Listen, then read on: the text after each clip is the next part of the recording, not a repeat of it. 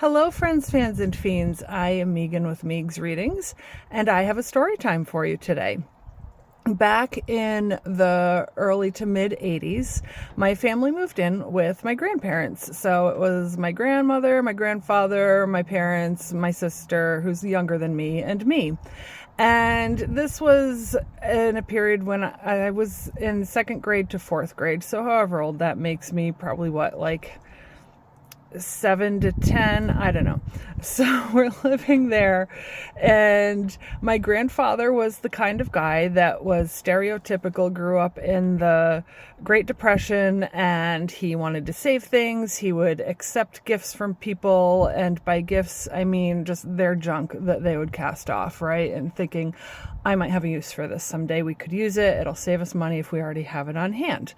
Okay, cool. So with this in mind, he was also the guy that would enter the meat raffles at the place he liked to hang out with his friends after work. And, so one day he came home with a buttload of kielbasa. We like kielbasa. It's some nice sausage, but he came home with a lot of kielbasa. So with this in mind, this is a memory that I have.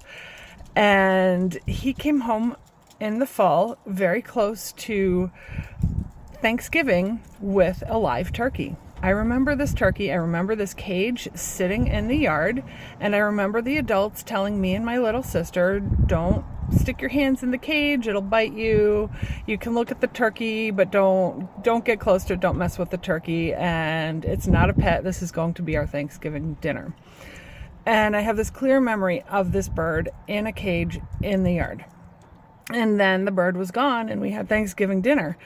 And so fast forward, a couple of decades, and now Facebook is a thing, and I'm friends with all of my family on there that is into computers and into the modern world, right?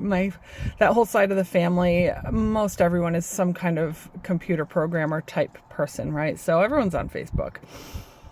I post about this. I post about remembering the time that Grandpa brought home the live turkey. And every single family member from that part of the family is like, what are you talking about? He never brought this home.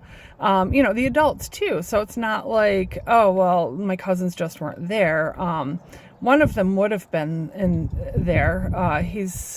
Although maybe not, he's significantly younger than me. But anyway, all the adults in the family are like, this never happened. My sister's like, I have no recollection of this. And she was old enough to have remembered such a thing. And my parents, who were living there, are like, no, Megan, this never happened, right?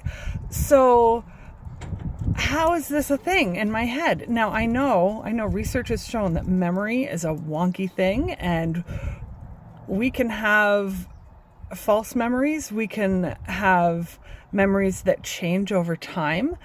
So you tell me, did I slip into an alternate dimension, or do I have some kind of false memory of this turkey? Because it is very real to me in my head.